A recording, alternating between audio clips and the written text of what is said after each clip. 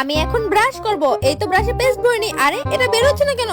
কিছু তো করতে হবে আমাকে। এই তো আমি এখানে রেখে দিয়েছি, এখন পা দিয়ে লাথি মেরে দেবো। আরে তাও তো বের হচ্ছে না। অন্য কিছু করতে হবে। এই থাম্বাই রেখে দিয়েছি। এই তো ডিসুম ডিসুম ডিসুম ডিসুম। আরে তাও তো বের হচ্ছে না। হ্যাঁ বুঝেছি, গুলি করতে হবে। ওই ঢিচকাও ঢিচকাও ঢিচকাও। আরে তাও বের হচ্ছে না।